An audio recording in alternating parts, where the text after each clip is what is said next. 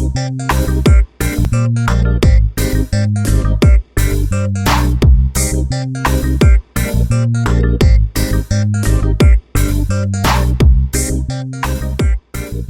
so this is Capital Hemp, and the entire store is built out of hemp fiber board. The walls right here are hemp fiber board.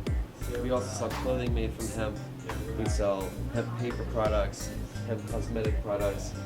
Essentially, this is a store that profiles hemp products, and there is no store like it in Washington, D.C., and we're very proud of that fact. Capital Hemp owns a waste veggie oil van to deliver merchandise from our headquarters here to our store downtown. There's a lack of storage space, we're in the city, so it's real hard to store inventory, and we decided we needed a delivery truck to do that.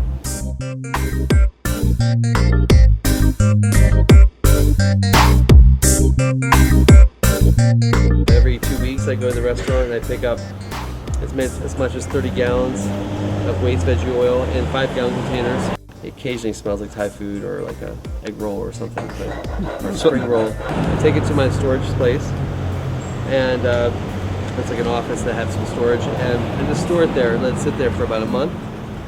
As long as you filter it, you just go through a filtration system, and you let it settle for a little bit. Oil on the bottom, chunks of hamburger, french fry, whatever. The rest of it that rises to the top is clean, goes through the system, gets filtered one more time by a vegetable oil filter, and then it makes its way to the engine. But this goes outside. Right. So there's a diesel fill, this is a breather hose. I rarely ever go to a gas station yet. I have 2 vehicles. Burns same miles per gallon. Some people say 1 mile more, some people say 1 mile less, but virtually I think the jury's out, is pretty much the same. And emissions speaking, sulfur is down to almost zero. And basically carbon monoxide is much lower.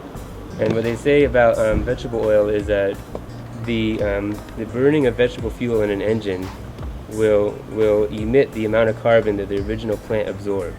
So whatever plant, well, you could say it's carbon neutral, except for the fact that it took a tractor and a bunch of guys and some computers and things to distribute, and you know what else goes into it. But it's close anyway, and closer than a lot of things for sure.